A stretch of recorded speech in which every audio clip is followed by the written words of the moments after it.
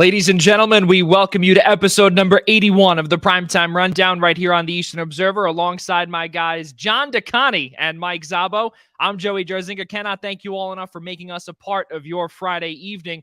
Our show is presented to you by Black Cats NYC. Be sure to download their newest album called Free Cake, which is out now. Play loud on the following platforms. Listen now on Apple Music, Deezer, YouTube, SoundCloud, Amazon Music, YouTube Music, Pandora, and Spotify. And of course, ladies and gentlemen, please be sure to download their newest hit song, Run Rudolph Run, which again is a Christmas song, but screw it. We're in February. Why not? Just download it if you can. That would really be awesome. So Black Cats NYC is, of course, our official sponsor. And of course, we do have with us here this evening the Essential Wrestling Podcast's very own John DeCani. JD, good to see you, sir. How are things on your side of the river?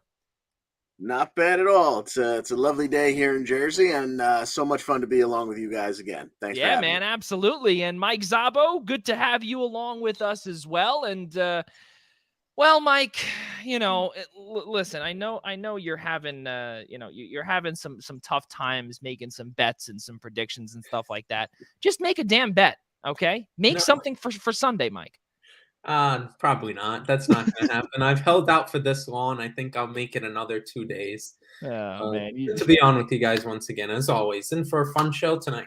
Yeah, man, absolutely. There's no doubt. We've got a packed show with you, as always. And, of course, ladies and gentlemen, in addition to our two guests, Mike Szabo and John DeCani, at 8 p.m. Eastern Time, we will be welcoming the managing editor of the Dolphins Wire, which is a part of USA Today's SMG group, Mike Masala. He will be joining us to chat about the Miami Dolphins' new head coaching hire in Mike McDaniel. Is it a good hire or is it a terrible hire? And are the Dolphins heading down the toilet? We will get his reaction as well as, of course, all of ours as well later on. In addition to, as we get started here on episode number 81, we're going to be talking about Super Bowl 56, of course. The LA Rams and the Cincinnati Bengals, of course, going head-to-head out in SoFi Stadium, out in Los Angeles. Houston also hires Lovie Smith. We'll be talking about that. The New York Giants hire Wink Martindale as their new defensive coordinator. And, of course, JD will be making his pick tonight in his pursuit of the individual award for the Eastern Observer Survivor Pool, which seems like such a long time ago that all commenced. But now this is the final week because Ian Schraier and JD were unable to separate. And now they are together having 15-3, are going 15-3 in the regular season. And then they also picked the exact same teams in the divisional tiebreaker, or in the playoff tiebreaker, excuse me.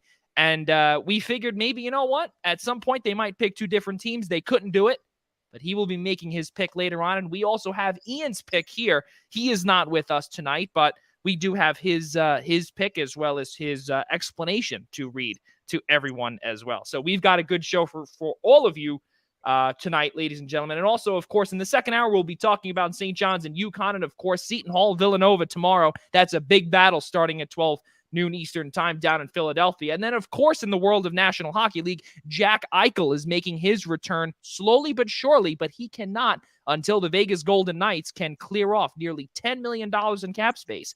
Who will be going? Both Mike and myself will be breaking that down. And, of course, our kudos to end the night off. Well, let's get things started here, fellas, with our Super Bowl 56 preview. And, of course, we got a chance to see the NFL honors, which, that was the start of the week, of course, for the Super Bowl week. We got a chance to see the Pro Football Hall of Fame honorees for the class of 2022. A really good start to Super Bowl week. But guys, let's get things started here with Super Bowl 56, and of course the LA Rams and the Cincinnati Bengals. And after our show last week, we were talking about, or rather 2 weeks ago, we were talking about how we didn't think that Cincinnati would even make it and potentially beat Kansas City. But listen, I mean, Mike, I got to start with you here. What we got a chance to see a couple of weeks ago, and now what we could be seeing on the world's biggest stage with Joe Burrow. I mean, it's the Cinderella story. That's what this is. Nobody expected them to be here throughout the regular season, and they defied the odds in the playoffs. And they were down 18 against Kansas City on the road, down 18 at halftime, and then somehow Joe Burrow, that offense comes alive.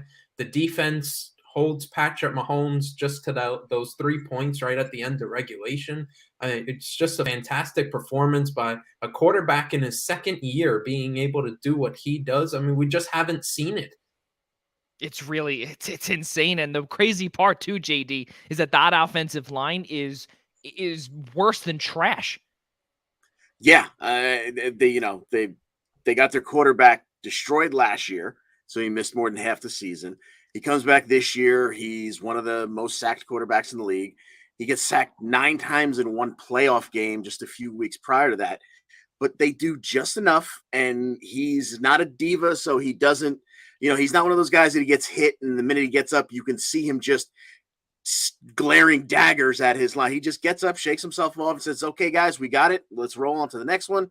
And, Kansas City is a team that had a lot of slow starts in the last 2 years when they went, won a Super Bowl, went to another one, and they would make adjustments at halftime and come out and blow people's doors off in the second half. The fact that Cincinnati was able to put together halftime adjustments, make their comeback, and hold Kansas City down, I mean, there's just, what is there not to love about this team? It's such a great story. Yeah, it really is. And then you also look at Jamar Chase, of course, and we remember, and Mike, you and I, we've said this continuously over and over again with our guys, with Rob DeLuca and Ian Schraier, about how Jamar Chase, how that first round pick was ridiculed, really, and their general manager was really, they thought it was comical that they chose Joe Burrow's former LSU teammate in Jamar Chase, and then all of a sudden he's laughing all the way to the bank, and also he's laughing all the way to rookie records as well and breaking those records. Yeah, I mean, I was one of those who thought they should have chose a lineman, and shows how stupid that idea was. Clearly, at least they have some smarter people working in there in that office. Otherwise, they'd be, God knows where they would be right now if they would have gone with the lineman over Jamar Chase. I mean, just imagine the Miami Dolphins would have had Chase, or further down, someone like the Eagles or someone like that. Imagine where they would be. So, I mean, it just shows how smart the Cincinnati was in making that pick, the relationship that was already built in there from college, and it's just lit up the NFL scene this year. Yeah, it really is. And then, you're able to look at what Cincinnati has done also on the defensive side of the ball too, with just so many different weapons that they've got on the defensive side. I can't believe I'm saying this. You're going to be seeing 2 former New York Giants going head to head, and Eli Apple and Odell Beckham Jr. Mike, we got a chance to talk about that. And then also somebody, Trey Hendrickson, also a big defensive end too. He comes in and he broke the franchise record in sacks as well. I think it was 14.5 or 15.5 sacks. So he comes in, he makes Carlos Dunlap look like, well, long time ago, that was completely different generation. Now he comes in, big-bodied man, and he's one of the leaders on this defensive side of the ball. Fellas, I got to ask you this, looking at the LA Rams now, this whole offensive line also had some injuries down the stretch. Obviously, in the playoffs, they had lost Andrew Whitworth for a little bit. He was actually named one of the players of the year with the NFL honors. We'll get you the exact name in a few moments, but he was out for a few games, and Matthew Stafford just continued to really ball out. JD, how good is it to see Matthew Stafford get out of those Detroit Blues? Yeah, it really is, because Stafford's a guy that I've liked, for his entire career, because when he was in Detroit, the team would play just bad enough where the Bears had a chance to actually beat them. But I would draft Stafford on my fantasy team almost every year, and he won me a lot of championships. And he just seems like a nice guy. It's a great story. And, when that trade was made, all of a sudden they went way to the top of the NFC Super Bowl odds. And, if it happens, wow, what a bow on a heck of a story. I mean, that team has traded its, so much of its future to win right now. Whether you're pulling for them or you're pulling for the Bengals, that's the good thing about this is Sunday night, we're not going to be sitting there going like, oh, Tom Brady won another one, or, oh my God, the the Dallas Cowboys and their insufferable fans won. I don't know anyone who's going to be really, really upset with the outcome here. There's no one hateable really in this scenario. So it's going to be a good story no matter who wins. Just looking forward to it so much. That's the best way to put it, because again, just like a couple of years ago in 2020, when it was Mahomes and Garoppolo too, a lot of people wanted Mahomes to win his first ring. He did get it, obviously, but a lot of people did not want San Francisco to win its sixth championship in franchise history. And also especially on this side of the river too, I did hear a few folks say over and over again, well, Jimmy G, he's played under Tom Brady. I think has maybe a couple or one or two rings with New England when he was there. So he already has one. But now Mahomes has one, and now we're starting to see something else where, now Mahomes is not in it. Mahomes was playing in the Pro Bowl. Brady is gone and retired, no less, which no one would have thought that. And then now you've got Stafford and Burrow. It's so good to see, as JD brought up and what Mike said too. It's a Cinderella story of sorts for Cincinnati because they weren't even supposed to be here. The LA Rams were, and I thought, and Mike was with us as well, in the preseason. I didn't think they were going to be there. I honestly thought it was the San Francisco 49ers. I had a lot of faith in them that they were going to be able to get over that hump, but they just could not do it. They couldn't get it done. But do we see the LA Rams potentially getting it done? I don't know. We'll get some thoughts in a few moments, but we spoke earlier about Andrew Whitworth. He was the Walter Payton Award winner this year. That's a big deal. And of course, Offensive Player of the Year, no doubt about it, Cooper Kupp. And then you also look, this is something too that, and then of course, Offensive Rookie of the Year was Jamar Chase. Comeback Player of the Year, Joe Burrow. No surprise there. Jamar Chase, Rookie of the Year. And then you also look at a Coach of the Year, which was Mike Vrabel, which we'll get to that in a few moments, because I thought that was complete BS in my opinion. But again, we don't vote on these, because if we did, I wouldn't have voted for him. Even though it was really good. He had a great season. He eventually faltered in the playoffs, and I know that all these awards are supposed to be on the regular season, but it's absolutely terrible. But shifting over to the awards before we head back to the Super Bowl, since we'll be talking about the Super Bowl pretty much for the first hour until our guest Mike Masala does come on. JD, I want to start with you here. Looking at some of these awards from Thursday night, Cooper Kupp, no surprise. TJ Watt, no surprise. What was the biggest one that stuck out to you?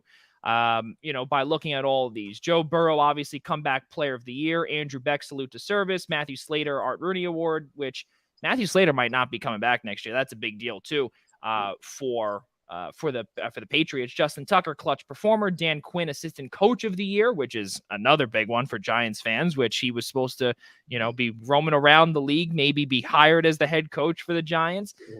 Jonathan Taylor, Ground Player of the Year. Tom Brady, Air Player of the Year. A lot, like I said, a lot of good awards, and of course Aaron Rodgers with MVP. What was the biggest one that stuck out to you, JD?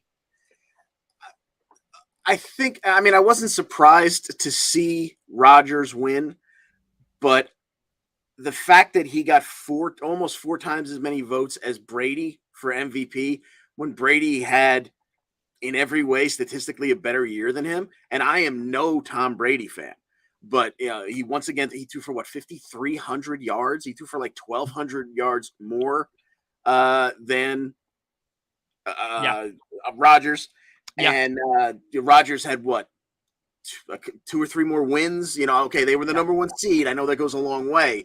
Yep. But to see what Brady did at 43, 44 years old, I almost expected him to win it. And the fact that, like I said, Rodgers got almost 40 votes. Brady got 10. Cooper Kupp got 1.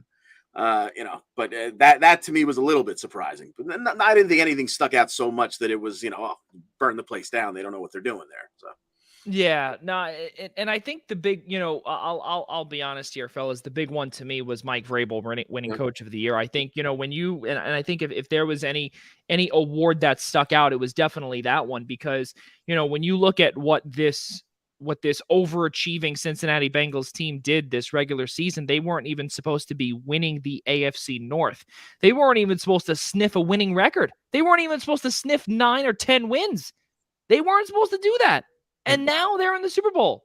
But it doesn't even matter because we look back, way back in 2007 when the New York Giants won the Super Bowl at 9-7. We know that, okay? They're the first team to win the Super Bowl at 9-7, and I think is the 6th seed, right, Mike? Correct me if I'm wrong. Yeah, they did it twice. Exactly. So, never say never with all of that stuff. But the best part is that, they had a phenomenal regular season. I mean, again, you look at what Cincinnati has been able to do this year, and they were 10-7. They were 10-7. They were not supposed to sniff even, I think it was like 7 or 8 wins. And then they got 10. Yeah, so the Browns were supposed to be better. The Ravens were supposed to be better. Everybody expected that. And then all of a sudden, Cincinnati comes out of nowhere. That's what I'm saying, and then when you have something along those lines where these teams are really showing out, they're balling out, and they're putting up big time numbers, and they're doing it on offense, and they're making not only games watchable. This is not the reason, why that they were, that these teams are voted on for, respective player or teams of the year, but it's the performance. Also, we're seeing these wins. They're supposed to be doing that, and the head coach also, in Zach Taylor, in my opinion, was supposed to be or should have been the coach of the year. Also, we got a chance to see comeback player of the year being in Joe Burrow. Of course, there were some, I thought maybe rumbles with Dak Prescott. And I think also Rob DeLuca thought that Dak Prescott was going to just win it right away. I don't know if that was the case. I'd love to get his thought on that, but I do believe he did have Dak Prescott winning that award and saying just because they're America's team, that's how he would have won. But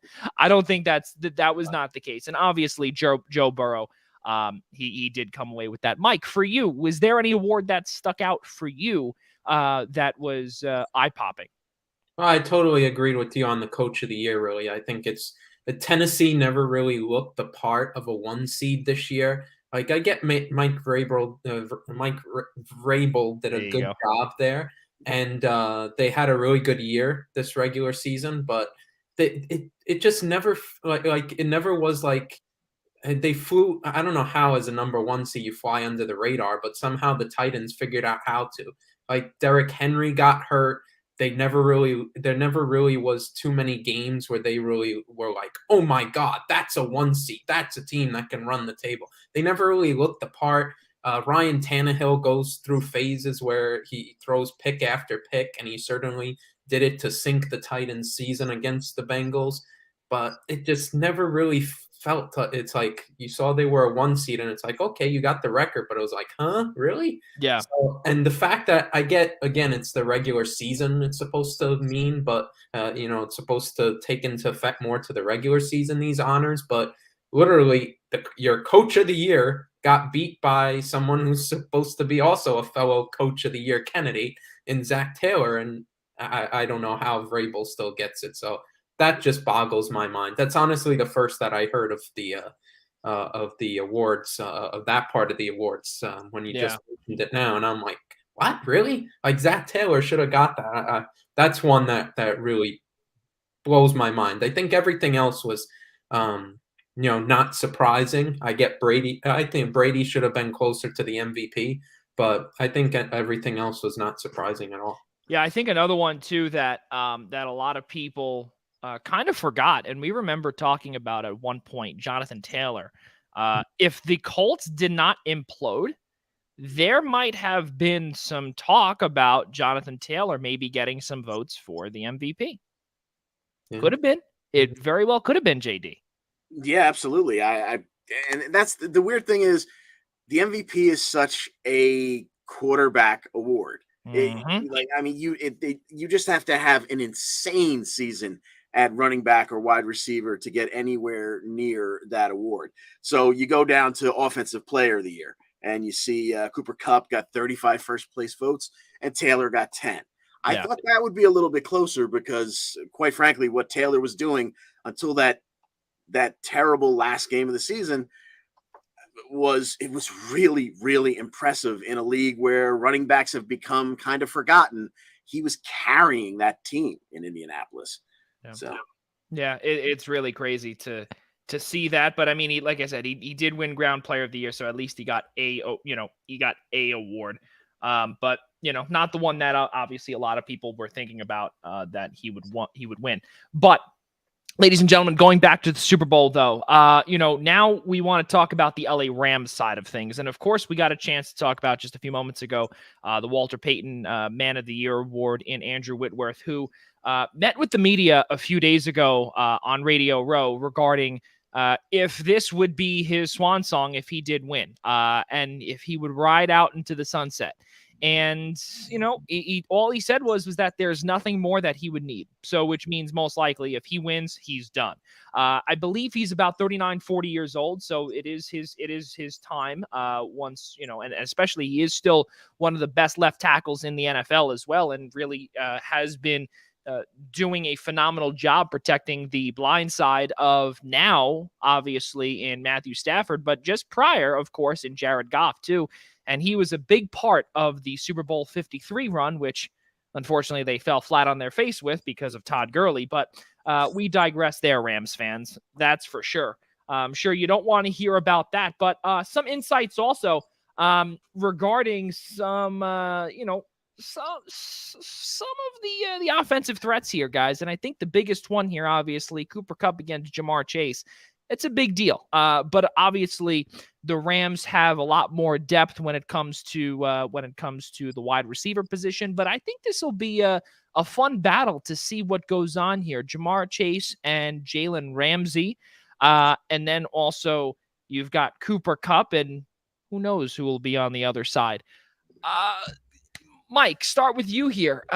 Cooper Kupp or Jamar Chase? Who would you rather? I mean, it's not even who would you rather, but how good of a wide receiver one battle is this for both sides? I mean, it's a fantastic battle on both sides there. It's no doubt about it. I think it's fantastic matchups too. Just with on the Chase side of it, you'll get to see Chase and Ramsey probably for most of the game. He'll probably move around, not try and put Chase on an island to move around, but I would guess a huge majority of the snaps will be on Chase. And I think it should be really intriguing. I think both will put up really good numbers. I don't think you can really stop Cooper Kupp completely, nor do I think any coach is really scheming for that, because if you are, you're going to lose. You're just trying to limit everybody else.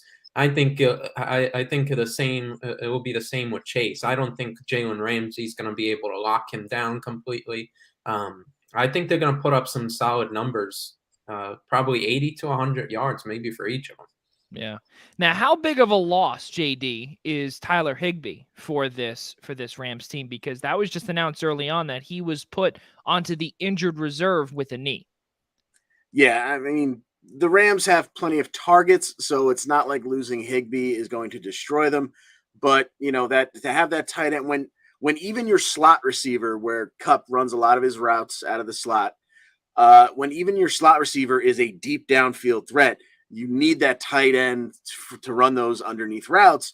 So it's going to be noticeable. You're going to see some guy catch a pass at some point. He's going to catch a dump off, and you're going to say, "Who in God's name is that?" Because it's not their number one or their number two tight end. So it's going to be noticeable. Yeah, again, this is definitely something to see. They're not technically home, but they are home. I want to know also, fellas, if what we think maybe are they going to be utilizing their own locker room? Or is the NFL going to allow that? I don't think so, guys. Yeah. Okay. I think they probably will. I mean, I don't know how the setup was for Tampa Bay last year, but I think the fact they're hosting it, it's the second straight year. Maybe the NFL will just have that normal operation there. If they do allow them to use their own locker room, it'll probably be a function of the fact that there are 3 locker rooms there, because the Chargers have to have their own locker room, and it has to be a quote unquote home worthy locker room. So maybe they give that to Cincinnati so that the Rams don't have to clear out their regular season locker room. So it's very funny that, we bring this up here, and DeLuca is here with us. And, really the big thing is DeLuca, if you're commenting, why aren't you making an appearance? I get it's game day, but you can log on from your phone. Unacceptable. DeLuca, Rob DeLuca says for all of our audio listeners, says, quote, it's a locker room with 4 little periods. Well, that's very funny because, and then he says Rams, Bengals and Chargers. But think about it, right? Now, people say, many people say, the way that the alternate goes, right, or the way that I guess the conference hosts, right? So last year, right, it was, and I guess that's why they're not making a big deal about it this year, because technically the Chargers are hosting the Super Bowl, right? The AFC is hosting the Super Bowl, right? Last year the NFC was hosting the Super Bowl, so now Tampa Bay was able to utilize locker rooms or whatever. But the reason why we bring this up here, ladies and gentlemen, is because of a potential home field advantage, right? The way that the NFL wants to do it, or how they've always wanted to do it, is it's almost a neutral site where there's no advantage. The only advantage is for both teams that they're playing in a warm environment. That's pretty much what it's been for the last 56 years, with the exception of just 1 year when it was here in New Jersey. But again, though, like DeLuca says, this no such thing in SoFi in terms of a home field advantage. Yeah. We know about your home field advantages. We get it. Okay, we get all of that. Stop it. All right, it's game day, DeLuca. Please. Thank you. Yeah, thank you. But it's definitely something to think about too, where, you would think that, again, you're in Los Angeles. The Rams fans have really built a foundation once again there, because we remember many years ago when they went to the Super Bowl the first time, they really did not have many fans in the playoff rounds over at the LA Coliseum. They were outnumbered like 10-1 for visiting fans. And it was worse over in Compton, California, or in Englewood, where the Chargers were playing for a while. So it all depends on how these fans show out, and obviously the prices are through the roof. But fellas, what do we see here? Will there be any advantage for either team? Start off with you, JD. Yeah, I mean, I think that this is cliche that you always hear. They get to sleep in their own bed. But yeah, it's LA, which is a hectic city anyway. So maybe, knowing the lay of the land and whatnot, it's got to be somewhat of an advantage. Yes, there may be a little added aggravation that you have a lot of people who may be hitting you up for tickets. So maybe you've even got more family crawling out of the woodwork. But you sleep in your own bed. The stadium. The route. The procedure. That's got to be at least a little bit of an advantage. Right now, and to think also, once you hear those things, sometimes maybe you might say to yourself, well, okay, if you're the Bengals, how do you go into it, Mike, saying that we've got an advantage just because, well, we were able to pick our uniforms for starters? And that's another thing too. How many teams have been wearing white have won the last 17 Super Bowls? 14 of those 17 teams have worn white, and they've won. Goodness, they're really going down into the weeds of. Yeah, those are called NFL insights, my man. NFL insights. 14 of the last 17 Super Bowls have been won wearing a white uniform. And it's confirmed they're wearing white. Listen, the Bengals are wearing their dark uniform. They had the choice too. Well, they did beat Kansas City last week in it, no? No, they were wearing their whites, I believe. Oh, so I'm not going to get into that superstition.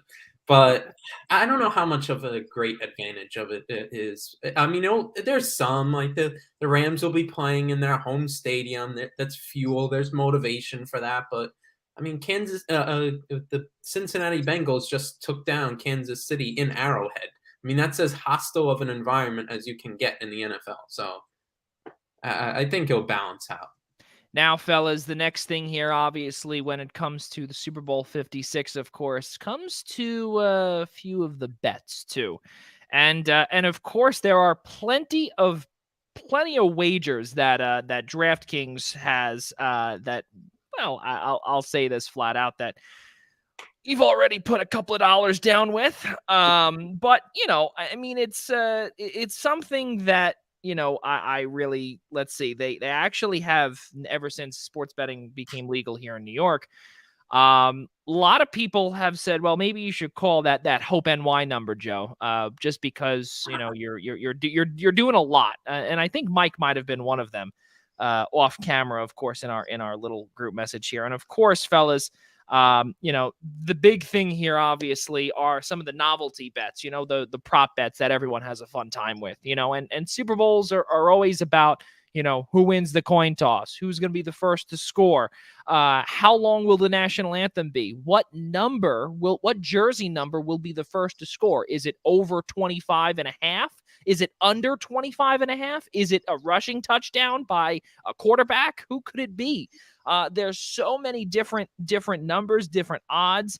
And, again, a lot of people are very used to Super Bowl boxes and stuff like that. But now that sports betting is legal here in the state of New York, and of course, where JD is in New Jersey, he's been able to do it for a while. And then there's also coin toss winner. There's, coin toss and win the game. And of course, will there be an octopus? And for those that don't know what an octopus is, of course, player scoring a touchdown, and then on the 2-point conversion, will they get the exact same thing?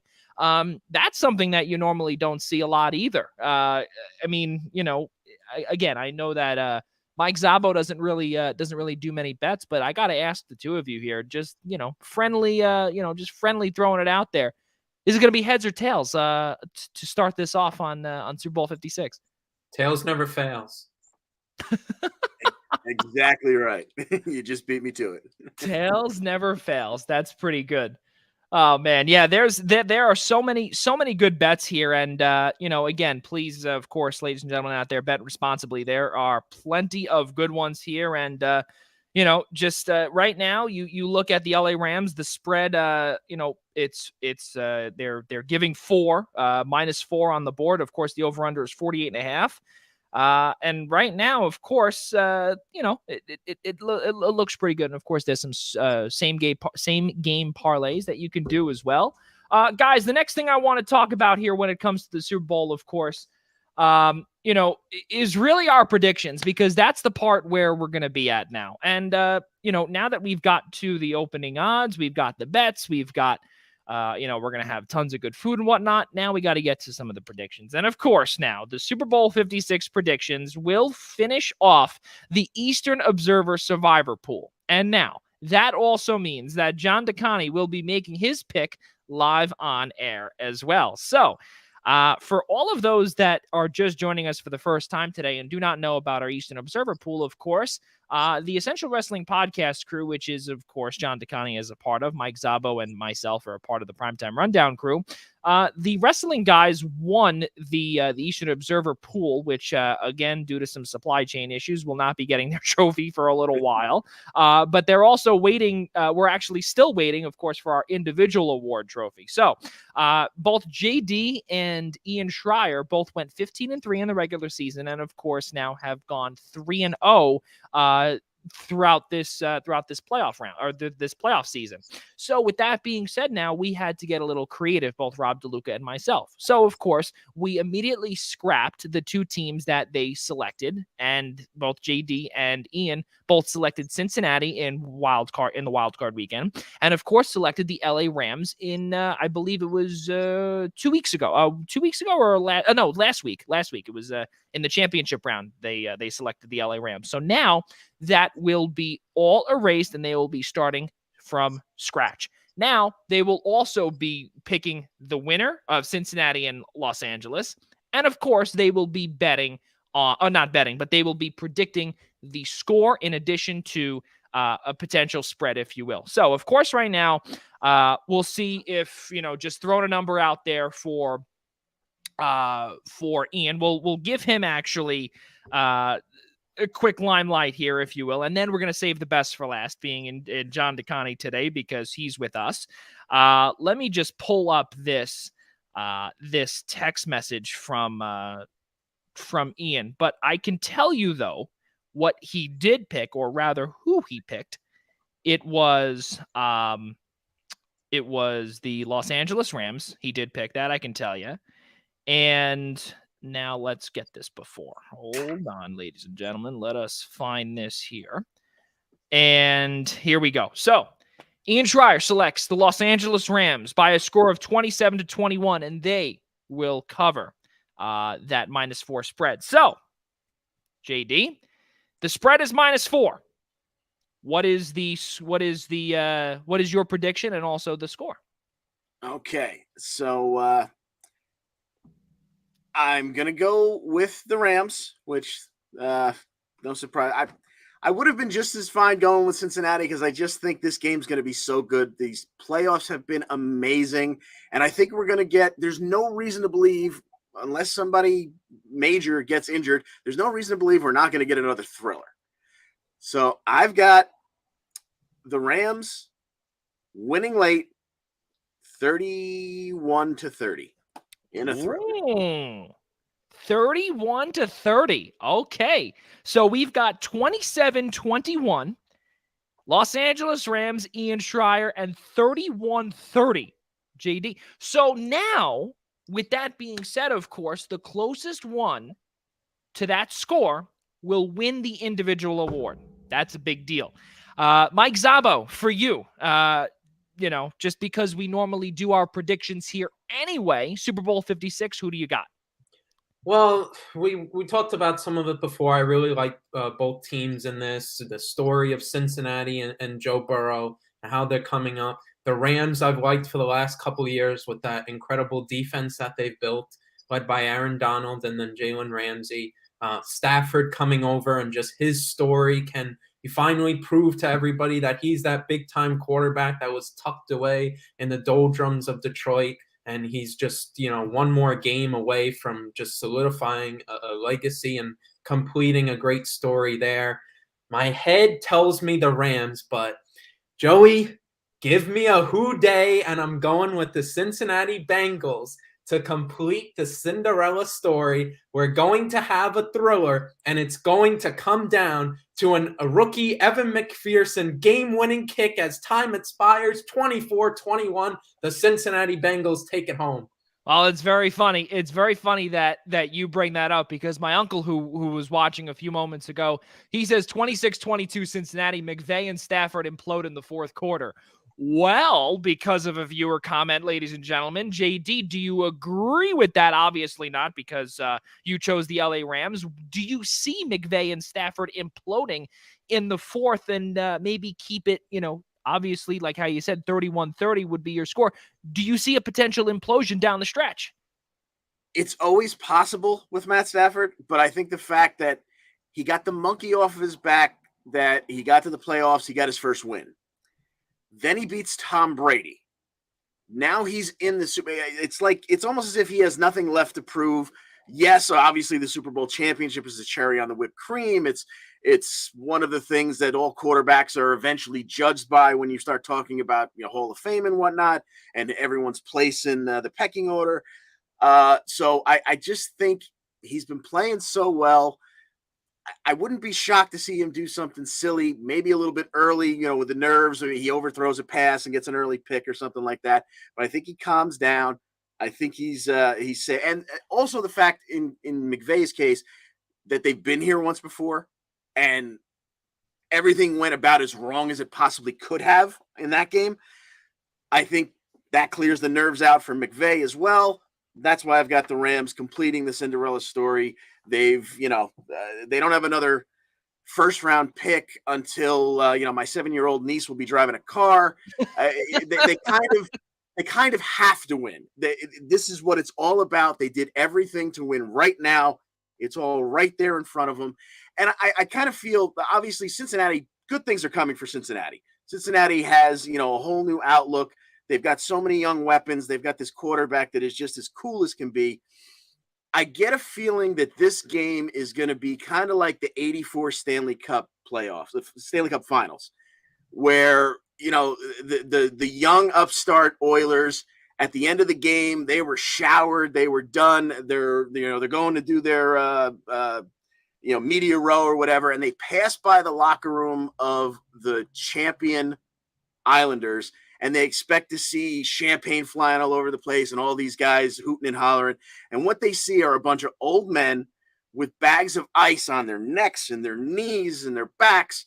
And they left everything out on the ice. And I think there's enough veterans on this Rams team, especially on the defense, that they're going to leave everything out on the field. And, they say defense wins championships. We don't tend to see dominant defenses like your 85 Bears or your 2000 Ravens. But I think it's going to come down to a play being made. And I think the Rams and that all-star defense are going to be the ones to make that play in this game. See now, and you bring up the 85 Bears, obviously, in that sentence, guys. I want to, I want to ask that question now. Is that do we think that this Rams defense is special? Oh yeah, definitely. I mean, I don't think in terms of ranking all time with those units like the 85 Bears and whatnot. I don't think they're better than those or whatnot, but they're not too far off. I mean, you got an incredible defensive line, including this year's acquisitions. You added Von Miller in there too. The secondary is really good. Jalen Ramsey's your lockdown corner. I mean, there are not too many holes in which, to really exploit there. Yeah, and also you also had Eric Weddle come out of retirement too, because they had some safety issues too. And that's a big thing too, ladies and gentlemen, is that JD, you've got I think we had brought up a few times with the LA Rams that they really don't have any depth either. Do you think that, maybe this team could be up there with the 85 Rams or the 85 Bears and potentially, other stout defenses?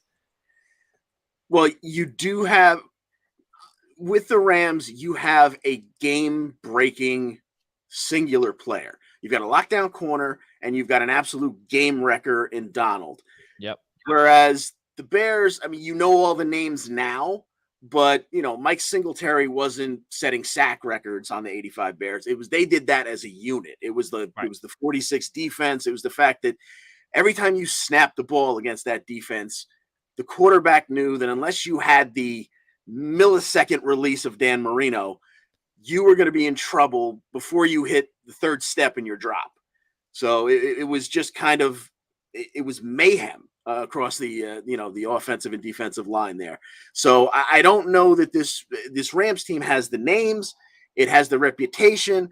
They don't always play that way, but they've been more consistent later in the season. There was times early in the season where there was a game where it's like, oh, the Rams are going against a rookie quarterback. This is going to be a 42-3 game.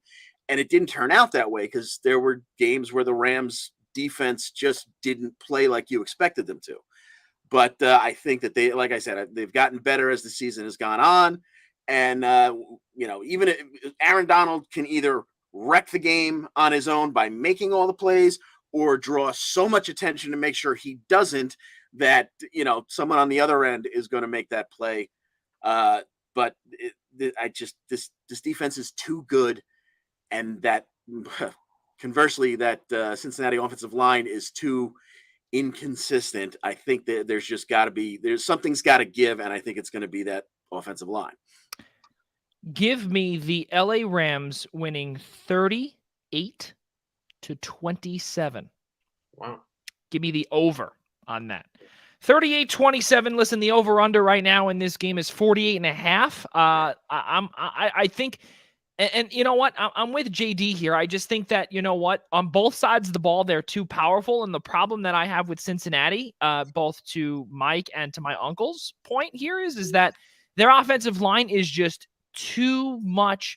They're too inconsistent. Yes, they've been doing well, but I think Joe Burrow has really improved his play down the stretch. It's all great, but I don't think that he has gotten to go up against a player as JD said, a game wrecker and a game changer in Aaron Donald. This playoff run, I can't think of one. No, I really can't think of one. No, but I think he's gone up against good units, not really a good individual. I mean, the Titans had a really good pass rush this year. The Chiefs have one or two players on that defensive front and that front seven that are pretty good. You think of Chris Jones, you think of Frank Thomas. So he's gone up against good units, but Listen, nobody, and there are not a lot of people who go up against someone like Aaron Donald on a consistent basis. I mean, that's just how things roll. I mean, he's just that good of a player. My only counterpoint to that is we've been constantly harping on the Cincinnati offensive line and their deficiencies, but for like 3 weeks, but yet they're still here. They've gone all this way somehow, and yet you have that extra week to prepare. If I heard this term on all the radio shows for people picking Cincinnati, were saying, listen, if all of us, I think someone said it perfectly. I forget who it was, but they said it perfectly. They're like, if all of us who are sitting at home and just objectively watching sports and analyzing this and all know that the Cincinnati Bengals are that bad on the offensive line, don't you think the coaching staff knows that they're that bad and they'll scheme against it? And they have an extra week to do so compared to the rest of the playoff rounds. So they have an extra week to prepare for all of that. We've seen them throughout the playoffs. The Bengals have continuously found a way somehow, some way to overcome all those deficiencies and get to this point. I don't think it's that crazy that they can do it just one more time.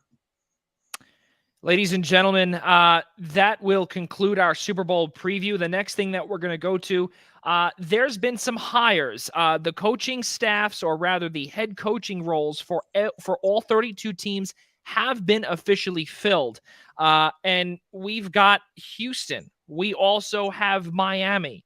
And we also have the New York Football Giants. They have hired not only their head coach in Brian Daboll, but they also hired their defensive coordinator in Don or Wink Martindale as their new defensive coordinator. So because we are here in the great state of New York as well as New Jersey, the next thing I got to bring up here is Wink Martindale. And Mike, for you, you're a Giants fan. This defensive coordinator position was originally supposed to be, held down by Patrick Graham if he was not hired out in Las Vegas. And that's a big deal because originally he was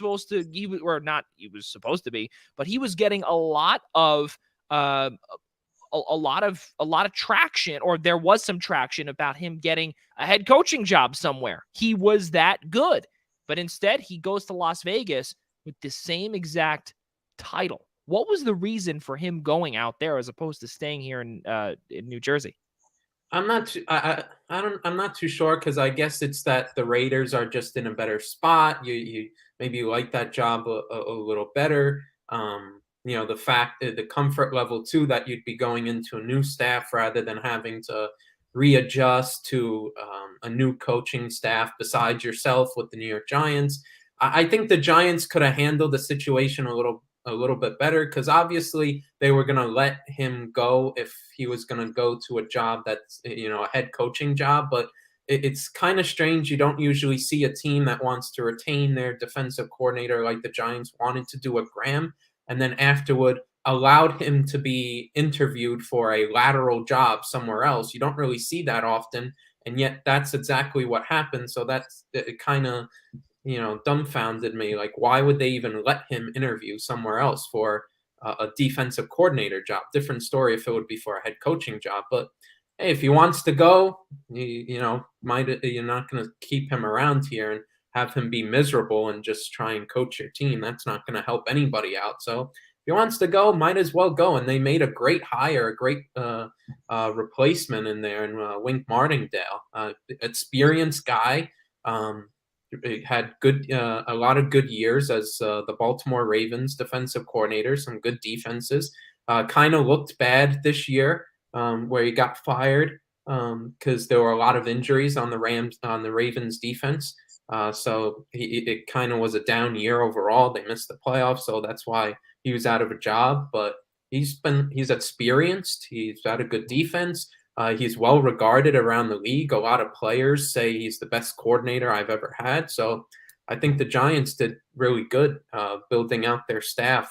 It just remains to be seen if they can put it all together. Yeah, I mean, again, this is something too where, Brian Daboll and Joe Schoen, they hired a lot of guys, such as also Mike Kafka too, to really try and develop Daniel Jones because of the Dave Gettleman disaster that he did in terms of drafting these players that, really they're supposed to be in order. And obviously, a lot of people, they draft, sometimes from the outside in, but then a lot of winning teams, they draft from the inside out. And obviously, when you look at teams like, for instance, like the New York Giants, where Dave Gettleman was really not focused on a massive need in the offensive line, and it showed through many years. So he went to Daniel Jones, he went to Saquon Barkley, and there's many talk, of course, lots of talk, where you get to hear, of course, our good friends in Ian Schraier and Rob DeLuca continuously battle, of course, about who should they have drafted a couple of years ago? Should it have been Quentin Nelson? Should it have been Saquon Barkley? Who knows now? And obviously, you'll never know. And to see also with Saquon Barkley, who I believe could potentially be a cap casualty, which I don't think that's going to happen now. There is a lot of pieces with, again, I think they're in $3 million over the cap. Heading into next year, which means that they have to do a lot of adjusting, which makes Joe Shane's job a lot harder. But there's also some room for potential improvement on the defensive side. And JD, when you look at the Giants defense, they let up so many touchdowns, they let up so many field goals, whatever it was, they were torched on the defensive side. But when you really look at what they did, though, fundamentally, they really looked like a top unit when they played consistent and they played well. Yeah, they filled a lot of holes with a lot of names that they don't have a lot of name recognition, but they have a lot of solid players on that team. And bringing in Martindale, like Mike said, he is very well regarded. I'm worried a little bit because I am, secondarily a Giants fan. Yeah. Last year, he was the linebackers coach for the Ravens for a little while. Then he became the defensive coordinator. Last year, they had an overall a pretty decent defense. I think they were in top 10, maybe even, right around 5-6 in terms of overall defense. Yeah. They were number 1 against the run, but they were dead last against the pass. And that really scares me because the last time that Martindale was a defensive coordinator in 2010 in Denver, they also had one of the worst defenses in the league. They were in a rebuilding process, but I worry about the Giants, but they do have 2 very high draft picks to play with. They should be able to get at least 1, if not 2, really nice pieces for that defense. So things are looking up, and I think Shane and Dable, obviously that's the Buffalo double dip that I wanted to see go to Chicago because they've already shown that they can, take a young, big quarterback and, develop him. But there they are in New Jersey. So God love them and good luck to them. It's all about the draft. You put the right pieces in place and this team can make it turn around pretty quick. Yeah. It's to me though, when you look at what Wink Martindale's history was all about is that, in order for him to succeed, he's got to have the correct personnel. And that's a scary thing too, is that when you have certain guys that are not really your guys that, I don't want to say hand select, but that really fit your scheme. If you don't have that, you better watch out. Mike, obviously, you were pretty happy about that, but where's Vic Fangio? Well, that's what was my first choice, honestly. I'm okay with Martindale because of his experience and whatnot, but my first choice was Vic Fangio. Like, you look at the rest of the staff, like Dable's an experienced coach, but not an experienced head coach. Mike Kafka's never been an offensive coordinator before, although he's been around the game. Eagles legend, Mike Kafka. Yeah, Go on. You needed to get an experienced name at defensive coordinator one way or another. You had 3 stellar names. Martindale, you had your old buddy Joey Jim Schwartz in there, and then Vic Fangio. And it's like, it should have been a no-brainer for Vic Fangio. I mean, he's been doing a fantastic job over in Denver. I think someone had an interview with Kyle Shanahan and Sean McVay, and they both said that the hardest defense to scheme against was Vic Fangio's. And he consistently has top 10 units every year, so why wouldn't you go after him? But they decided to go with Martindale. I think it's a decent option, not the best, but I think they'll do a solid job. And I think in terms of like personnel and trying to adjust, to not having your own guys. I think he might soon enough have his own guys because we talk about the maneuverability on the cap that the Giants are going to have to do to be able to sign their draft picks when the draft comes around. Yeah. Most of the cap casualties are going to, you just look at the payroll and how the Giants may want to operate. Most of the cap casualties will probably be on the defensive side of the ball. So he'll have some option to really maneuver and get some pieces in the draft or free agency that he likes on the defensive end. So, and it's a perfect segue into something that we just spoke about, JD, obviously with the, Wink Martindale really operates really at a high level with his own guys, or when his personnel, when these players can play his game. Now you look at the upcoming free, or the current free agents for the Baltimore Ravens, and you look at some of the names here like Brandon Williams, Calais Campbell, Jimmy Smith, Justin Houston, Pernell McPhee. A big five, if you will, that could potentially be on their way out. Is there a name there, if you're a Giants fan, and I'll get to Mike with this question in a few moments, is there a name there that you might like to see in New Jersey playing for Wink Martindale next year out of those five mentioned? Right off the top of my head, I would say Calais Campbell, but once again, they do have a high draft pick, and you might be able to fill that position with a young stud coming out of college. So, but Pernell McPhee is not a name I would ever, shake a stick at either. So, yeah, I think any of those guys that you mentioned would definitely come and contribute to the Giants. So, guys love to go play for their, a coach that they love once he leaves. So, you could see the Giants plugging in a couple of holes with former Ravens. Now, Mike, for you, obviously, with, again, plenty of holes to fill for the Giants, do you agree with JD where they might go down the draft route for the defensive side of the ball, or maybe do they get a Calais Campbell to go next to a big cat, a Leonard Williams? I think most of their draft picks will probably, the later rounds will probably be on the defensive end. I think at 5 or 7, no particular order, but at 5 and 7, they'll probably go offensive line and edge rusher at either one of those picks. I think just what the mock drafts are coming out with and how the draft is shaking up, that's how it'll go. And then probably their second round picks, they'll go a second and third. They'll probably go more defensive. I think they could look at some of those former Ravens. I have a feeling if there's a free agent cornerback that Martindale is familiar with, they may go after him, because you think about James Bradbury and the amount of money that he could potentially be a cap casualty, even though I don't want that to happen because the cornerback department is pretty weak for the Giants as it is. If you get rid of Bradbury, it's pretty bad. But Dory Jackson, Logan Ryan, yeah. And Logan shipped it over to safety, yeah.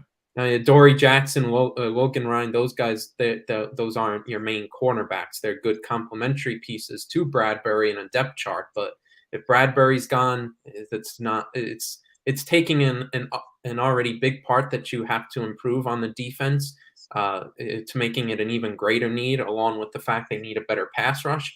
So they may have to because of cap, but wouldn't be great, but probably you could see a cornerback or two added because of that.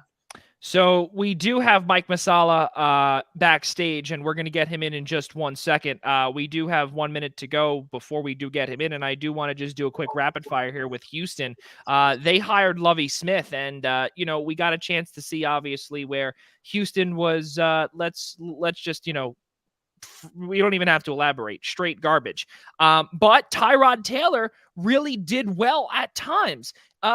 Houston's got so many plugs to fill. Rapid fire here, JD. Was it a good hire for Lovie Smith, or should they have gotten somewhere else? You're never going to get me to say a bad thing about Lovie Smith. Yeah, biased. Took my Bears to the Super Bowl with Rex Grossman as his quarterback. So legend. He's obviously a qualified head coach, but I feel like it was a lazy hire because he was their defensive coordinator, and they really didn't even talk to him about the head coaching job until they were a week plus into the hunt, and they just kind of like came back around to him. So I feel like he's a place filler because they still don't know what's going on with their franchise quarterback. Is he going to be traded? Is he going to be suspended? Is he going to be arrested? That franchise is a mess. So I feel like he's the guy that they plug him in for 1 year. If everything shakes out at the end of the year, I feel like they can just go, we just fire him and start over. And that'll be a shame for Lovey, but it's kind of the feeling I get down there. I really feel bad for Houston. But Mike, for you, rapid fire, what do you got with? Yeah, I totally Lovey? agree with what John just said. I think it was not really a well planned out hire. I think it was a not so well kept secret that Houston really wanted Josh McCown to be their coach at first. And then Brian Flores, of course, basically came off the table because of this whole lawsuit that came out. And I think they kind of pivoted to say, okay, there's not that many candidates. All right, Lovie Smith was a name. He's been there before, done coaching and whatnot. You haven't really talked to him that much, but hey, he's in our house, and why not? I think that's what basically they said. Yeah, well, you know what? Obviously we talk about these wacky hires. We talk about a lot of craziness within an organization. And of course, we've got somebody else that comes on here regarding a lot of, we got to take that off here. We'll get a brand new graphic up in a few moments. But ladies and gentlemen, of course, we are extremely happy to welcome with us here Mike Masala. Mike, managing editor of the Dolphins Wire, part of USA Today's SMG Group. Mike, thank you so much for coming on here with us, man. How are things down on your side of the country? Yeah, thank you for having me, first of all. I really appreciate the opportunity. It's been an exciting few days with how quickly things have happened after what seemed like an eternity of waiting for a head coaching hire. And now there's news. It seems like every hour, different assistant coach is being either hired or let go, hired somebody somewhere else. But from the feeling I'm getting from a lot of Dolphins fans is people are excited, and I can see why. Mike McDaniel, coming from that Kyle Shanahan tree, is some promising prospect of a head coach, but I think some people are still nervous at the same time. So it's cautious optimism, I would say. It's really tough, especially when, you could have another coach coming in here and potentially in a year, Stephen Ross is offering him $200,000 to take a loss. Mike, and all joking aside though, and obviously you're covering all of this, and this is just wild stuff that you're seeing. And, I'm a part of the media. Mike is a part of the media also. And this is stuff that I did not ever think that I would ever hear. And this is the integrity of the game now that we're talking about here. Yeah, this is a real issue, and we heard the integrity of the game being thrown around a lot during the Deflategate saga up in New England. Yeah, and this is an issue that should be handled just as big, if not bigger than that, because we're talking about paying to lose games, and Brian Flores has said that he didn't do that, and obviously them winning the games down the stretch in the 2019 season kind of proves that point. But if you're paying a team to lose games, if you are that is affecting the players, that is affecting the fans, that is affecting bettors, which we now know the NFL is so high on, that is cause for potential loss of ownership. And there's a chance that this gets real dirty if the allegations are true from Brian Flores, and from what their lawyers are saying, they have witnesses and evidence to support it. So things could get even crazier in Miami in the coming weeks and months. Unbelievable stuff. And you know what? And it's funny because we actually have, first off, we've got two mics on here with you. So we got to make sure that we, get that squared away. But the big thing also is that Mike Szabo, we didn't have this on our instant reaction show. We normally would. And I don't know why. I think it was just so jaw dropping to see all of this. Now, Mike Masala, I got to ask you this question. And before we get to my guys on the right side of the screen here, for Mike McDaniel, another Mike, of course, for this whole saga and for everything like that, what are your early thoughts of, what's going on in his head? And I mean, how do you take this job without so much distraction from not only local Miami media, from national media now that they're going to be swarming in to South Florida? Yeah, from everything he's said so far, he's handled it probably the way that Miami wants him to. He's been nothing but complimentary of the organization, the fan base, and the owner. Um, and what he said is he's wasn't really turned off by the allegations that Brian Flores made, which is a little shocking because that would make sense to probably most everybody to have that play out in your head. Is this guy going to get in the way of me doing my job or trying to win games and become a Hall of Fame coach like he said he wanted to on his resume back in 2005 as an intern? So I think he was really just excited to get an opportunity. And obviously it's fresh, and I'm sure Stephen Ross is on his best behavior right now, so we may not be getting the most reals version of Stephen Ross or Chris Greer or anybody in the organization at this point. But I think McDaniel is excited, and that kind of shows. So I understand the idea that he's going into this with an optimistic lens, but he should definitely be careful. Yeah, I mean, it's, not only you have to be careful, but then again, again, the season, you go about another, I think it's what, 2.5, 3 months until you've got OTAs as well, and these players are going to be, getting back out there. The draft is in 2.5 months. You've got that, and then you also have the big question mark about, is Tua Tagovailoa, is he the franchise? Was it Deshaun Watson? What, obviously that's not going to happen anymore since Brian Flores is not there anymore. We have no idea. They put in so much money into the cornerback room. They put so much money on the defensive side last year. It didn't follow through. I'm going to ask you one last question before I get you over to those guys over there. Mike, my cousins up in Toronto are diehard Dolphins fans. Is there any hope at all in South Beach, or are they just going to be crying for the rest of eternity? I think there's some hope there. Like I don't think they're a Super Bowl contender in the coming year or so, but they have been building to something. And that's why it was so shocking when Brian Flores was fired, is that they have had winning seasons. They weren't at the playoff level yet, but they were figuring things out here and there. If they just hit on a couple draft picks in the past few years where their offensive line has been so horrendous, if you hit on a couple of those offensive line picks, that completely changes everything. So there are a few holes there that if they're filled, and Miami has the first round pick from San Francisco this year, and they have a ton of money, the most in the NFL for free agency to spend. Mm-hmm. They're in a situation where they could fill those pretty quickly. And I don't know if they're a division contender, but they're a team that absolutely should be in the playoffs and maybe win a round. I don't see them going all that far, but like you said, it is going to come down to how far can Tua take this team, and will he be able to hit that next step? And I haven't seen that to this point. Oh, that's some big stuff there. That's a big statement to say too, because again, there's also some quarterbacks that are out on the market now. And a lot of teams that the quarterback market this offseason is very hot. Mike Szabo, take it away.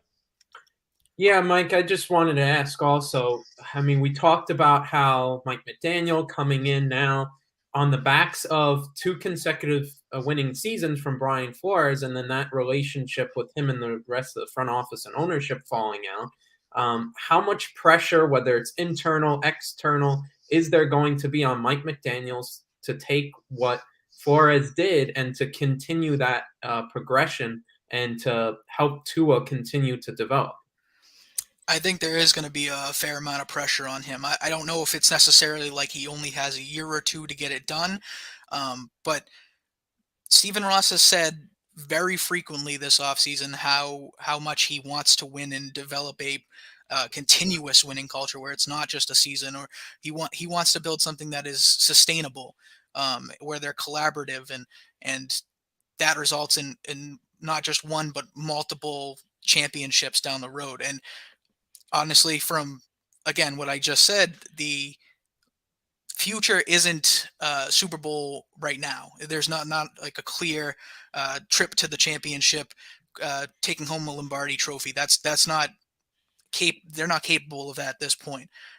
But I think Stephen Ross is putting that pressure on McDaniel, and I do think he is a decent coach. I had written before they made the hire of all the 7 candidates that they were interviewing. McDaniel was my number 2 on the list. So I have been pretty high on him, and I think he's a decent coach. I just, whether or not they can put all those pieces together. And again, Tua at the quarterback is the most important player on the football field. And if you have a quarterback who is making some of the mistakes that he did last season, or is playing the way he did against Tennessee, that's not going to cut it.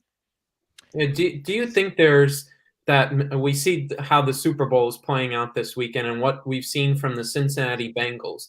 Does that potentially inspire somebody like the Miami Dolphins to say, okay, we don't have Super Bowl coming up right away, but then you see the Bengals and what they're doing. They say, hey, maybe we hit on a couple of draft picks. We do this well, we do that well, and we may be closer than we think. Yeah, it definitely should inspire them. Again, the two of the bigger things there is that one team traded for one of the better quarterbacks in the league right now, a top 10 guy in my mind, and Joe Burrow, who was the number 1 overall pick. So if you can bring in that guy or surround Tua with the weapons, a Jamar Chase, a T. Higgins, like Tyler Boyd would be a pretty solid wide receiver on a lot of teams, being a 1 or a 2, and he's the 3rd guy there. So they have a lot of pieces in these situations where teams that don't have the right quarterback should be looking at that. How are we going to compete with Joe Burrow? How are we going to compete with teams that have Josh Allen, Patrick Mahomes, Matthew Stafford, and their allotment of weapons that haven't seen a first-round pick since 2016, 17? Like these teams are setting the mark for the NFL to come, and teams should be looking at that and saying, this is what we have to do. This is kind of the way it's going to be run in the NFL for the foreseeable future anyway.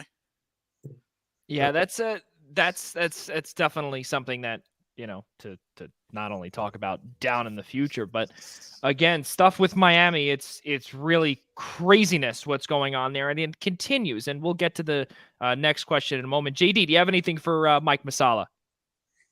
Just a fun little, what if. Now, there are some weapons on that Miami offense. You've got a running back room with Gaskin and Lindsey, and you got a guy like Duke Johnson who can really catch balls out of the backfield. You've got an above-average tight end in Gesicki, and you have an absolute stud in Waddle at receiver. He's a little on the smaller size in terms of body type, but in Devontae Parker, if he stays healthy, could you see them maybe even using him in a role like Deebo Samuel, a big body guy where you can run him out of the backfield, run a lot of trick plays with him, and have a package like that?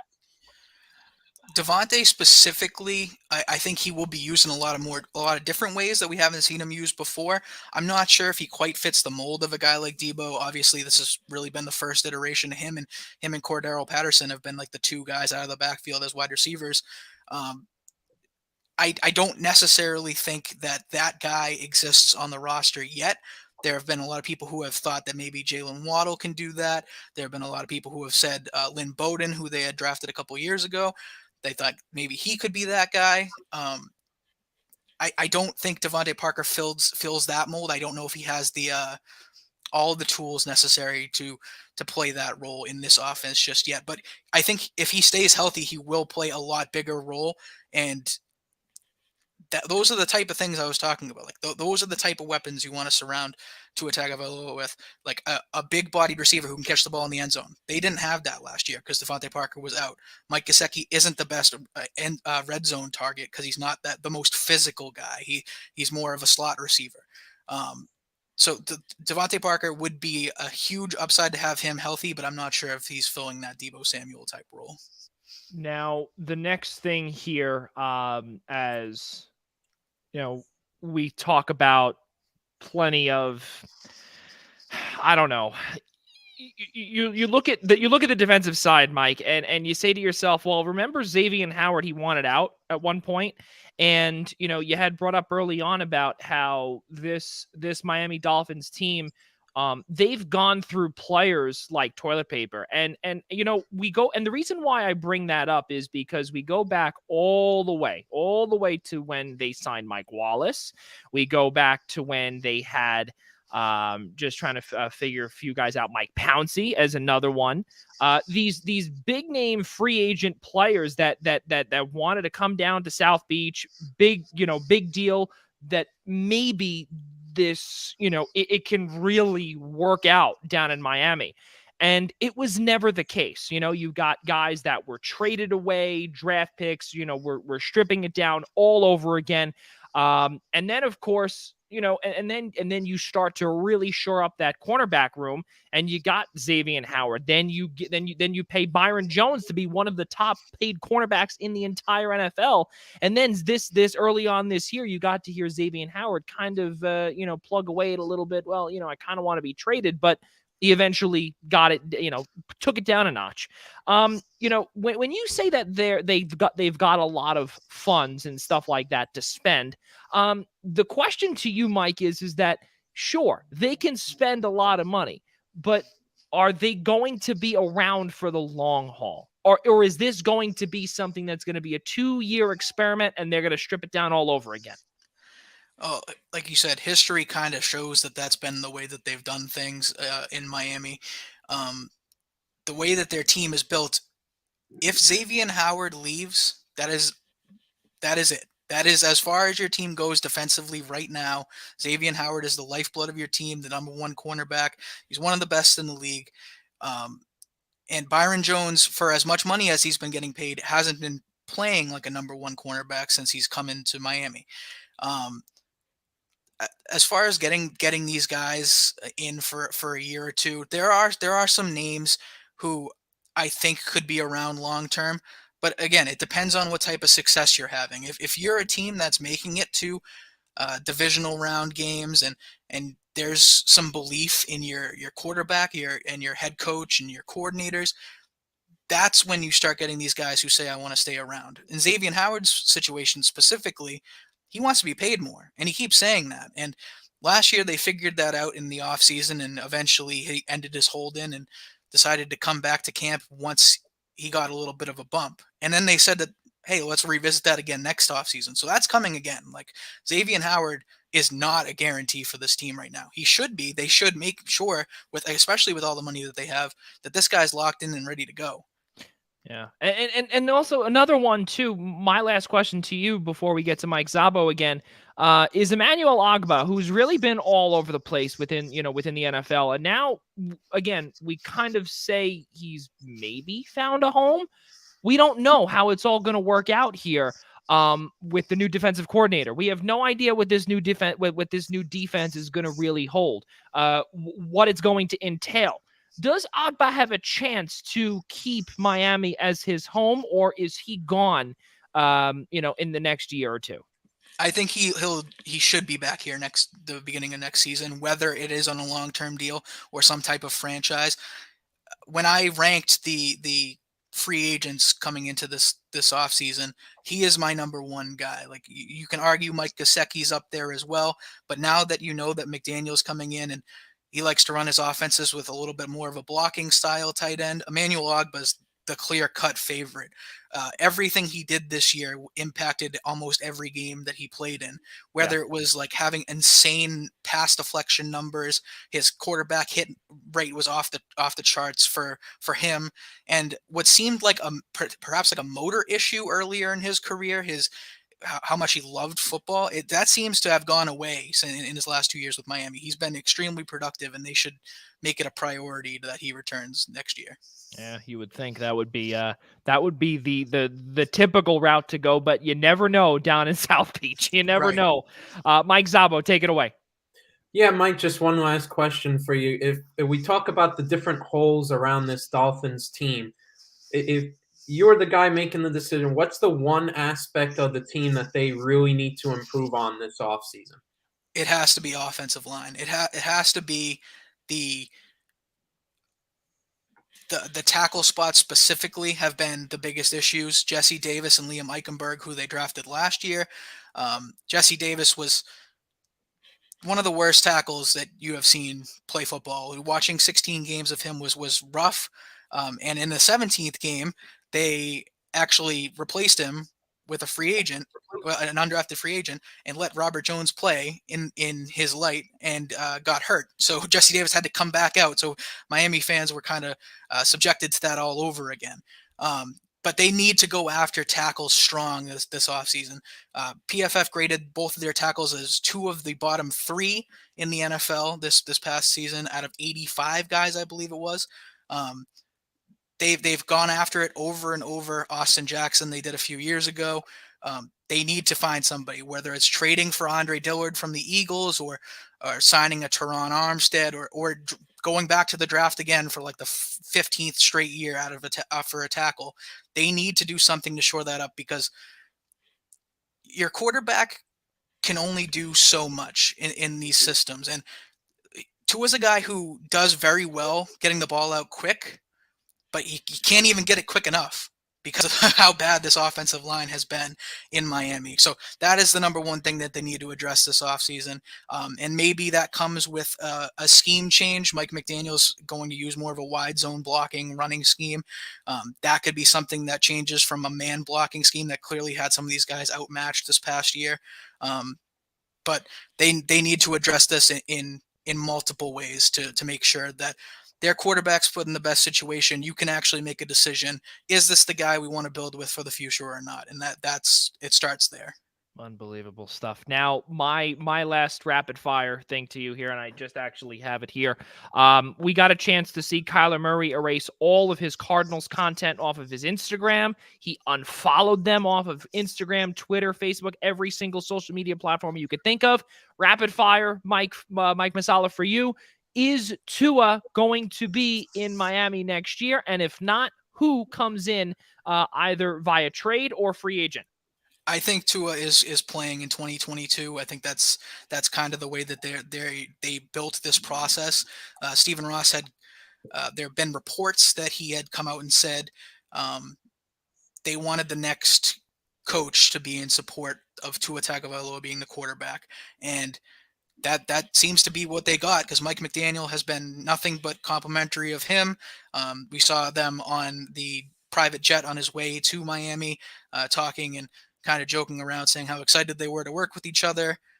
He's done that again in multiple interviews since then. But I think Tua is the answer for now at that position. But I don't know how long that leash will actually be. Yeah, absolutely. Now, last one officially for you, Mike. Who do you got on Sunday, Bengals or Rams? Man, this is a game where I really would be fine with either team winning in my mind, because there are guys from the Rams I would like to see win a Super Bowl. There's Matt Stafford, there's Aaron Donald. I'm an OBJ guy, so I would like to see OBJ win a Super Bowl. And how exciting would it be for Joe Burrow and Jamar Chase, all these guys in Cincinnati who have come kind of out of nowhere, a complete turnaround. But in my mind, I do think that the Rams are just too talented. They're experienced. Their defensive front is going to be a severe problem for Cincinnati. Even if, again, we talked about it with Miami a couple minutes ago, you can want to get the ball out as fast as you can, like Cincinnati will likely try. There's only so much you can do blocking Aaron Donald. That guy's a Hall of Famer for sure. So I think I got to go with the Rams this weekend. Okay, so now we've got the only one that went Cincinnati is Mike Zabo down there, because he's a big New York Giants legend BJ Hill fan.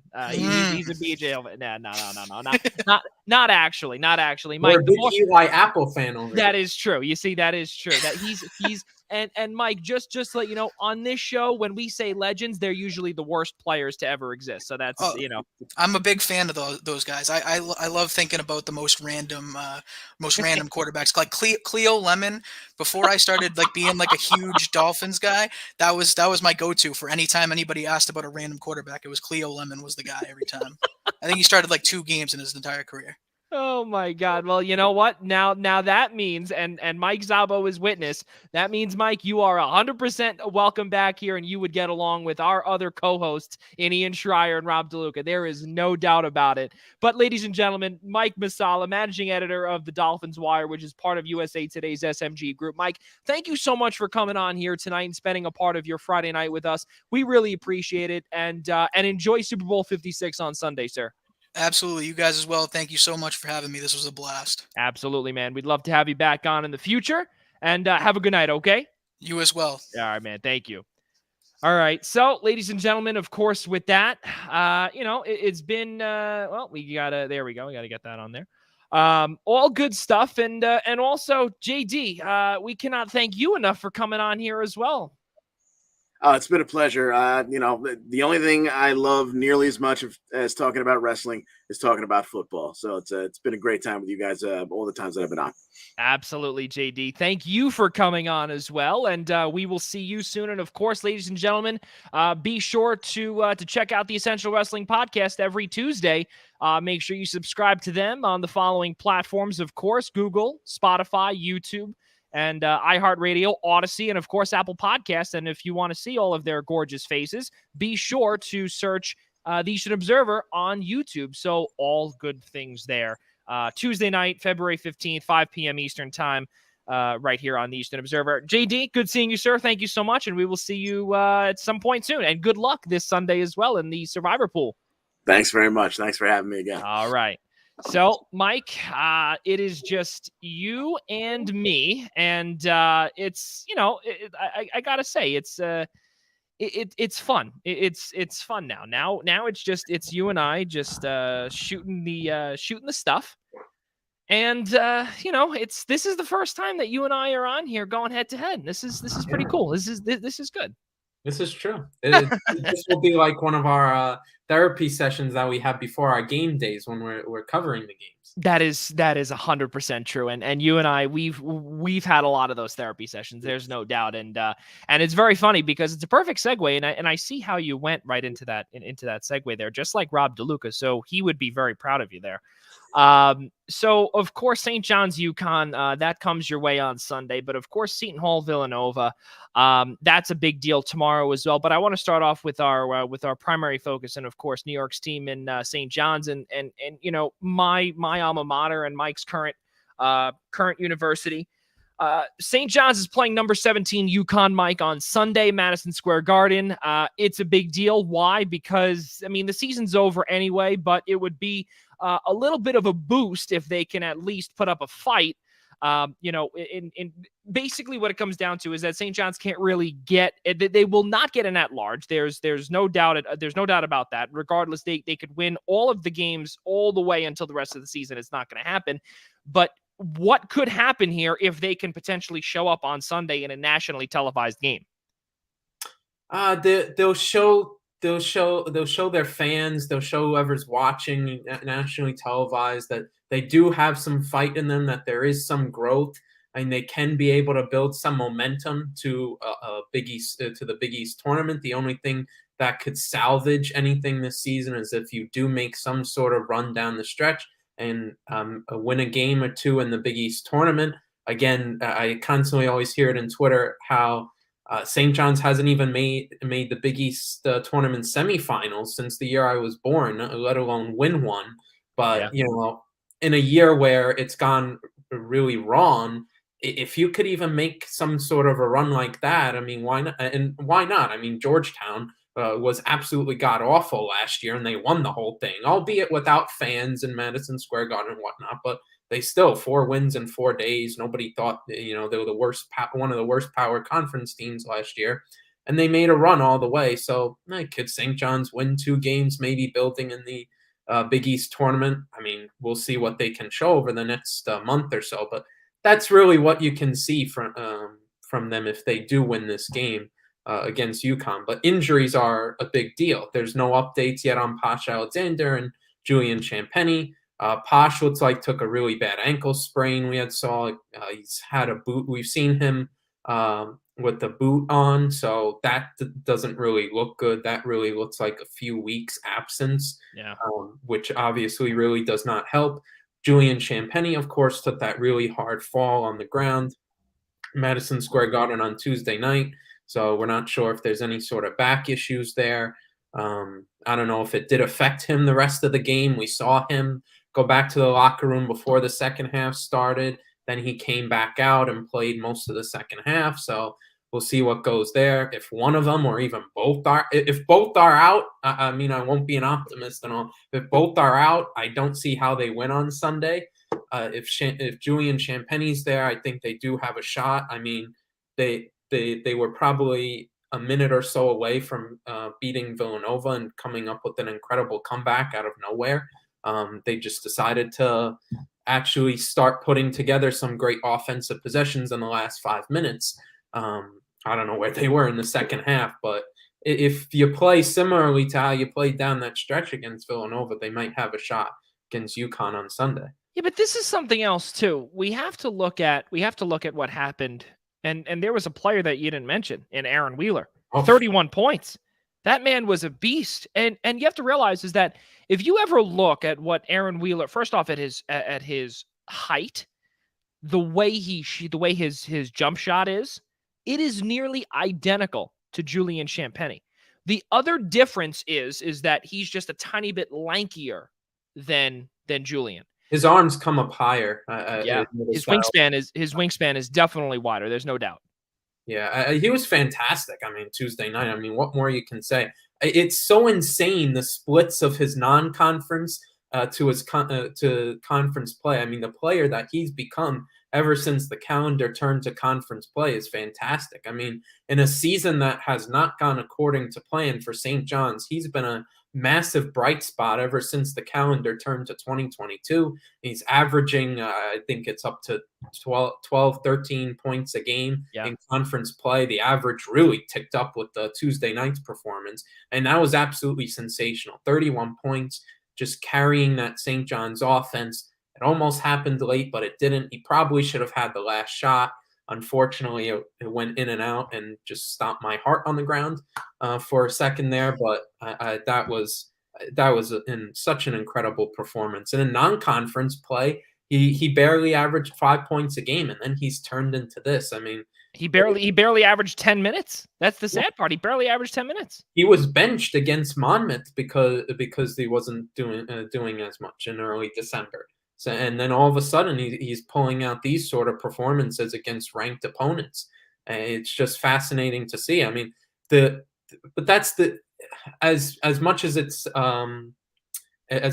praise on St. John's and Aaron Wheeler for how good he's doing, it's also a bit of a knock in that you look at all the transfers that were brought in, and you could really only say definitively that that was the one guy you hit on in Aaron Wheeler, and what you're seeing in him. And in 2 months, you're not going to have him on the team. He's going to graduate. So, I mean, that was the lone bright spot. But they have to be able to hit on going forward. They have to be able to hit on more of their transfers because they're going to have a bunch this offseason. So, with all the guys, most of the guys that they brought in were graduate students or seniors anyway. So they're going to have to replace a lot of those guys. One of them being Wheeler. So they're going to have to hit on more guys than just Wheeler. Although Joel Soriano has been solid the last couple of weeks, he took a huge step back on Tuesday night against Villanova, but he's been doing solidly. But Aaron Wheeler's that one guy. It's like, man, wow. Like he's just been sensational. Yeah, there's no doubt. And, and then looking at with what happened with St. John's and UConn in the last game, with Julian Champagnie basically put the lights on in the second half, and he carried the team on his back. And obviously with, I think it was 4.8 seconds to go inside Gamble Pavilion, I was there alongside our good friend Kevin Connolly, and both of our jaws dropped. It was some wild stuff that we got a chance to see. And then because of foul trouble, obviously, then we got a chance to see, of course, St. John's go completely down the tubes in overtime when St. John's did tie the ball game up, and UConn would go on a 10-0 run to eventually come away with the victory up there. But it was a really good showing with Gamble, and I would not be surprised if we see something like that, because UConn, Mike, in the last few games, they've been struggling a little bit. Yes, they've come away with a few victories, but they've been struggling. They have not been the UConn of recent memory.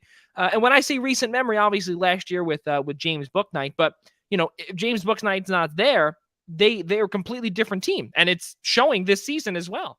I think they have games where UConn's ever since we've seen them come back to the Big East, they have games here and there where they they underperform expectations. They go through a bit of a rough patch. Oh yeah. Sometimes the scoring is in and out just because some of the guys are inexperienced, or they get into a big defensive battle and then they just don't have. They're good as a unit, but they just don't have. Sometimes when you're in those really tough defensive battles, maybe the individual brilliance in that certain moment, then eventually they overcome it and become a better team, I guess, out of that adversity. But maybe like how St. John's had almost caught Villanova, maybe you catch UConn on a bad day, and that sort of stuff. That's what I see there. I think they're two teams. They play ever since St. John's and UConn. UConn came back to the Big East. These have been relatively even games. It's not like one team's blowing out one another or not. Last year, St. John's came away with the big upset. This year, the game was pretty much up in stores a couple weeks ago that you mentioned. The game was pretty close all the way through, and then you went into overtime, and then St. John's completely fell apart. I think the biggest part going into this game, and I think we constantly say about the last couple of games, is the offensive execution is really lacking. I mean, just since it's UConn that they're facing on Sunday, just going back to that game in stores, if they would have executed their offense a lot better, they could have easily won that game. You think about the amount of missed layups that they failed on in that game, the lack of execution in the paint really eventually hurt them. They lost that game.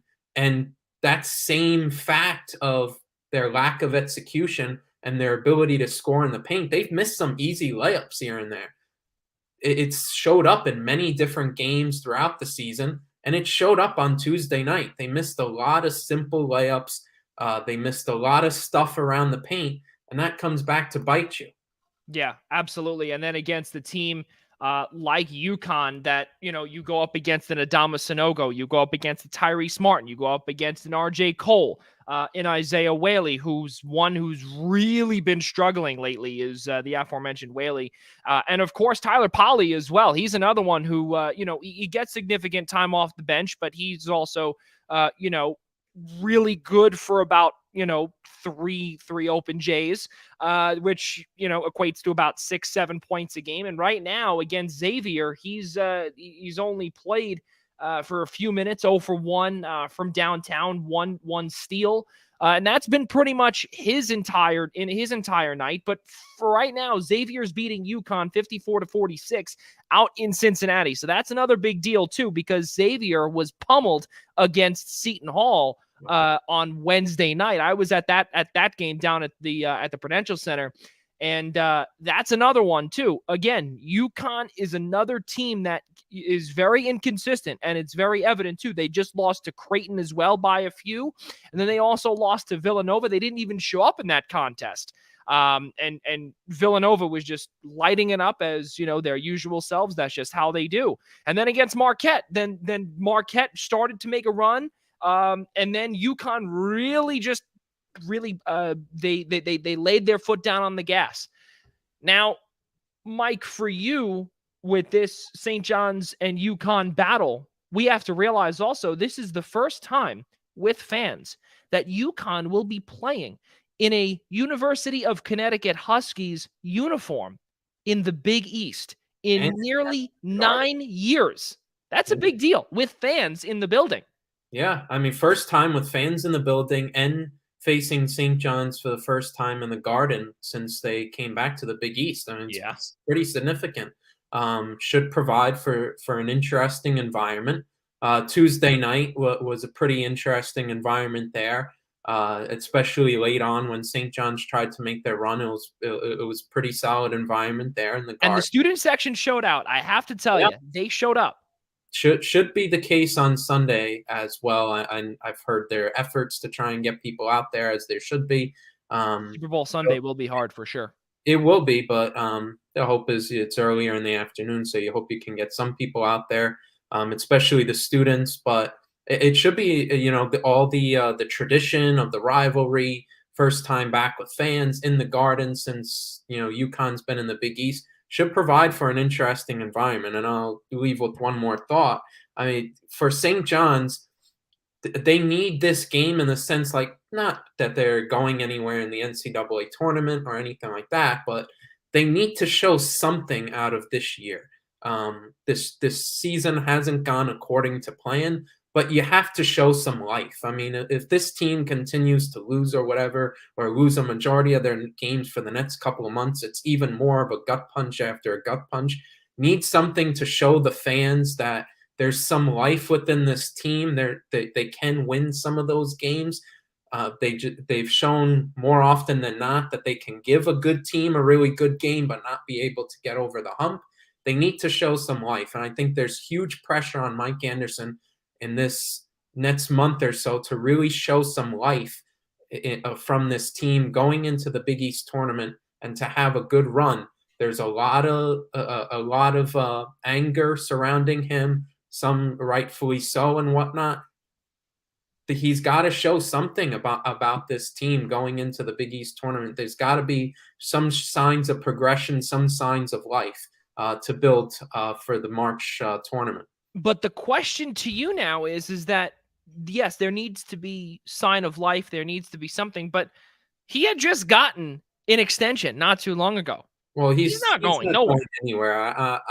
I know that conversation is always there, but he's not going anywhere. He's been signed to an extension. Unless me and you, Joey, can start a fund for millions of dollars, I mean, it's not happening. The extension, maybe you could say in hindsight, was early, but a little bit too early. But hindsight is 2020. I mean, it was at the time. Yeah, you weren't like totally, oh my God, this is a bad decision at the time. Back then, you thought, okay, they're headed on the right direction. They were just a win away from the tournament, all that sort of stuff. Now, of course, as I said, hindsight is 2020. A year on, it's a lot more of a different story, and 10 out of 10 Red Storm fans will not give that extension now. But he's been extended. He's probably at least got another year or two, and will have some pressure to start getting to the tournament and getting this team into the tournament, because this was supposed to be the year where, you know, this was your team completely. All of Chris Mullen's old guys had transferred out. It's completely his team he's recruited, either transfer or high school. It's his team completely, his system fully, what he wants to implement. Yeah, you were returning two all-conference players in Julian Champagny, Posh Alexander, just coming off of a fantastic freshman year, defensive player of the year. And it's a terrible look when you've fallen this far off. I mean, everybody expected it to be the year. We've talked about it. Other polls had them high. All the rest of the coaches in the coaches poll had him fourth. Yes, so they were highly regarded around the league, and they've fallen this far. So there's certainly pressure on him, but he's not going anywhere. There's just pressure in the sense that they need to show signs of life in this team, reasons for the fans to show up, and to build some momentum for March. Yeah, really difficult to see what's going to happen down there over in Queens. But now, Mike, just to go over the Hudson River and go to Seton Hall for a quick moment. And of course, they're going to be playing Villanova tomorrow, and we got a chance to see, of course, Villanova playing at not 100%, not 100% speed with Justin Moore and Colin Gillespie. Those two were game time decisions. But then, as our good friend Kevin Connolly kind of pressured Jay Wright in the press conference, which I give him a lot of credit for. He kind of pretty much said to him, he's like, so you pretty much bluffed. And he was like, well, it was a game time decision, and I didn't think these guys could go, but he reassured and doubled down that he didn't think that they could go. They were game time decisions, and he was really proud of how they came out. Probably because he knew the whole time that they were just going to see if St. John's would potentially game plan around the other guys. But keep in mind, though, is that Villanova in the last, I think it was 3 or 4 minutes, Mike, they turned the ball over 8 times. 8 times. Yeah. And St. John's nearly executed on all of them. And now they're going to be playing Seton Hall, which, again, we've gotten a chance to see Seton Hall. They've finally gotten out of January blues. They're in February fun mode. Well, the interesting thing is going to be, what's the health after a couple of days of Gillespie and Moore, now that you've had even more days off to recover? Yeah. Because clearly not only, I mean, Villanova, I mean, they were on that was not the Villanova that we all know. Oh yeah. On Tuesday night. I mean, St. John's had the game plan was going all well. Then they And they didn't hit any triples in that game either. Yeah, and they really didn't. They really weren't at 100%. They really needed guys like Brandon Slater to step up. Eric Dixon was phenomenal in Tuesday night's game, but you think the way St. John's were playing them, they're able to hold Gillespie, able to hold more. I mean, Seton Hall may capitalize a lot more, especially offensively. If Villanova plays that same way, they'll capitalize more offensively than St. John's did. And the question is, what will be the help of Gillespie and Moore? Because those two guys, they make up for 60% of Villanova's scoring. They're really the engines. Not that, oh my God, they're so bad without them, but they struggle a bit. They need those guys to play a lot better than what they did on Tuesday night, and give them some more impactful minutes. Although I think it did go pretty underrated that Colin Gillespie did have 10 rebounds despite being scoreless, and I thought late on made some pretty big defensive rebounds. Couple of offensive ones, too, that led to some key points for the Wildcats late on. So that, I think, goes underrated. But I think for Seton Hall, I think the interesting thing is to continue to see what this team is like without Bryce Aiken. There's so much of a different team without Bryce Aiken. And at times it's been really bad without him. But I think over the last couple of weeks, Kadari Richmond has started to stabilize. He's really started to grow as a point guard and learn to be able to take care of the basketball a lot more. The turnovers are cutting down a bit. He's looking a lot more polished than he was a couple of weeks ago. So that's obviously something to build on. Jared Rhoden getting back to more to his best. Jameer Harris has presented himself as a great perimeter threat as well at times. And Ike Obiagu is getting back to what we all know him to be after struggling a couple of games here and there. So it's interesting to see, can Richmond continue his progression and fill in well for Bryce Aiken, as well as Miles Cale there filling in here and there, which I am surprised that Kevin will, just to go on a side note, I am surprised in the first couple of weeks that Miles Cale wasn't on the ball more in the first couple of games after Aiken was injured, because I thought that was interesting. Richmond was never really a guy who ran the point, although limited minutes in Syracuse or whatnot. Not really his typical thing to do. More off the ball, kind of a shooter here and there, can be a shooter. I always thought Cale, being the more experienced, would have been more on the ball, but Willard went with Richmond. He stuck with Richmond. It's had some rough patches, and it's developed over time, and where he's becoming solid. But interesting to see what happens there. But you kind of feel like Seton Hall need to start getting these sort of games, like if they want to really build out a really good resume and solidify themselves. They're in, of course, in the tournament for now, but they just need that, like a win against the Villanova. They need those sort of one or two more wins to really solidify it. Yeah, and not only that too, I think they, right now they're playing for seeding as well, and they're trying to get, out of that dreaded 8-9 game that they've been plagued in playing the last couple of years that they've made it, 2019, 2018 as well. They've been both the 9 and 8 seed respectively, so that's really tough for them. But of course, in the game against Xavier, though, we got a chance to see, of course, the last 3.7 seconds take about a grand total of 15 minutes, which was a ton of fun, of course, for the ones that had to drive about 45 miles back home. But, all joking aside, though, what we got a chance to see with Xavier, though, was that Travis Steele and this entire roster is not the team that they really were thought to be. And Seton Hall completely exploited everything that they had. The only difference was that down low in the paint, you know, in the painted area, Xavier was really hammering it down. But again, when Mike, what you brought up with Jared Rhoden, though, 25 points, 8 boards, and then you look at what Kadari Richmond was able to do as well. He was a solid ball handler as well. But then you also look at the supplementary guys as well. Tyrese Samuel, Trey Jackson as well. Jameer Harris is another one. Has been phenomenal this year. Yeah.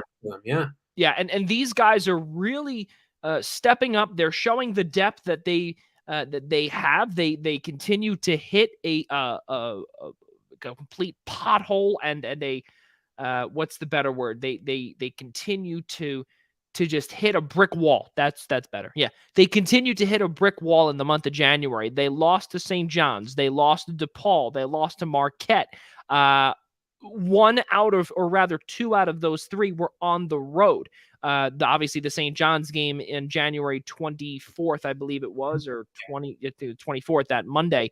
That was the Walsh Gymnasium game where they were completely blown out. Mike, you were there. Yeah. And that was when Kadari Richmond was completely he was exposed. That's what he was completely exposed. And St. John's took full advantage of them and him as well. And there was no game plan.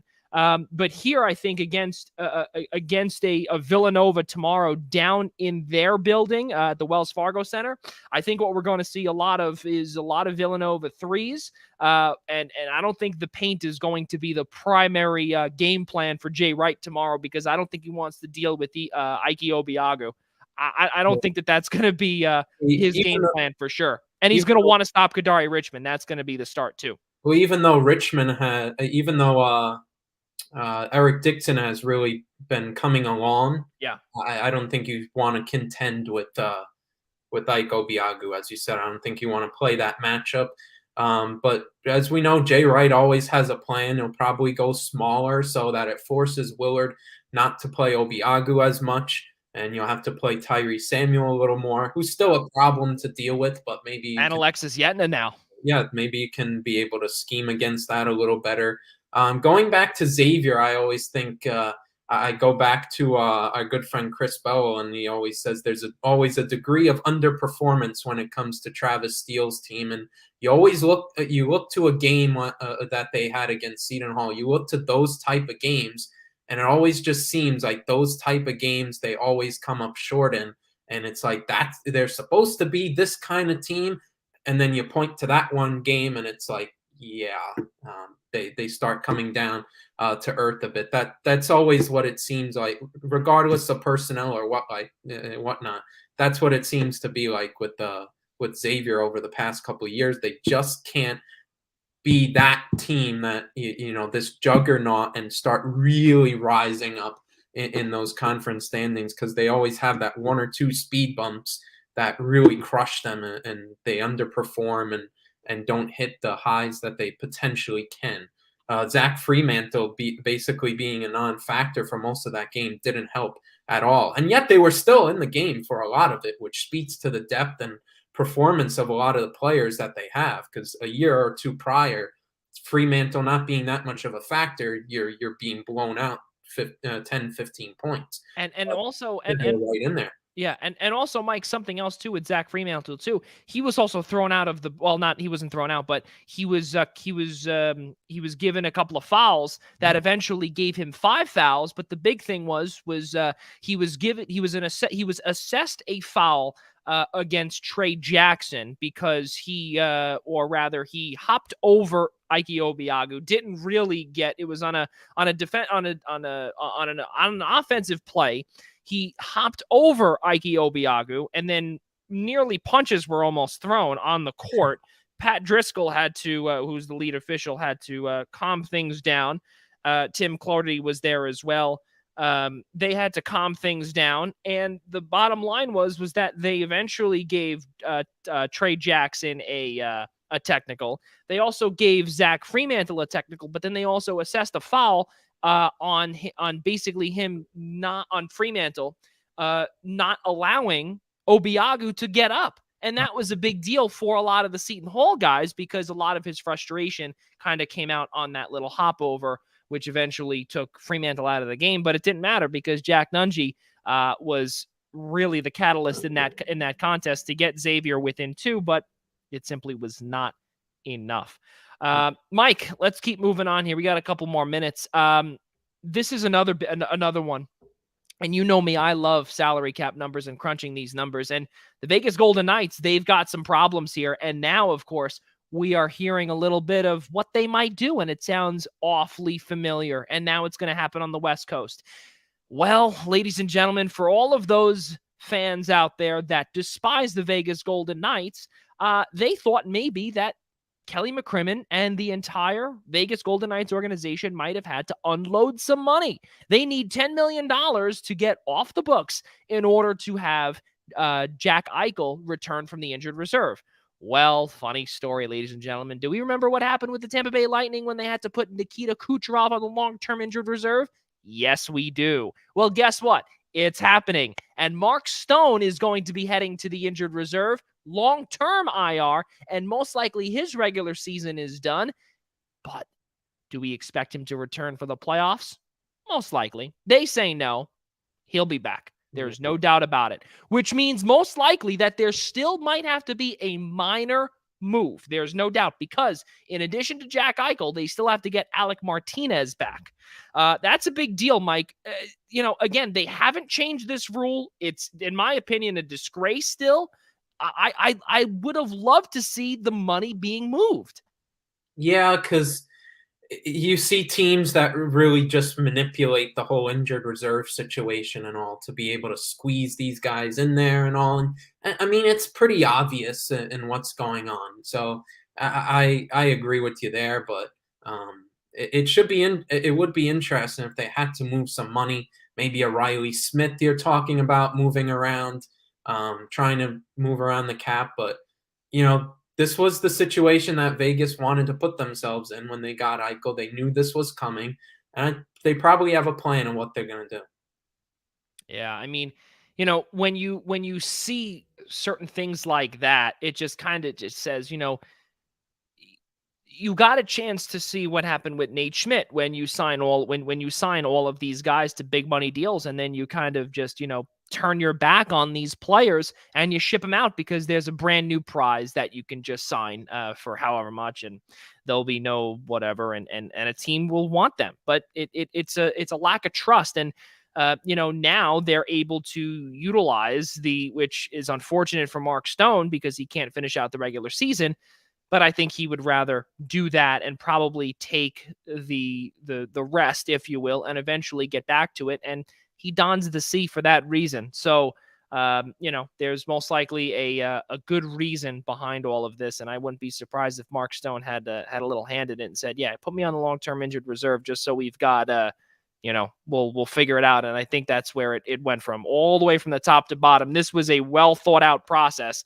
And kudos to Kelly McCrimmon and the entire league for continuing to exploit this rule that is now going to potentially put the Vegas Golden Knights in front as the Western Conference champions right now. And I'll give them that. But again, that's on paper. We don't know what's going to happen. The avalanche right there. So yeah, exactly.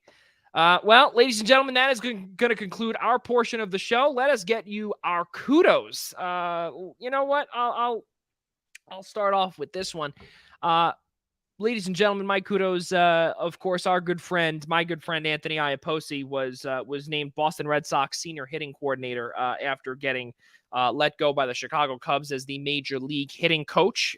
So I'm really glad to see that he's back out on his feet up in Beantown. And the best part about it is that he is close to home to his 3 children and his wife, Susan, which is really phenomenal stuff.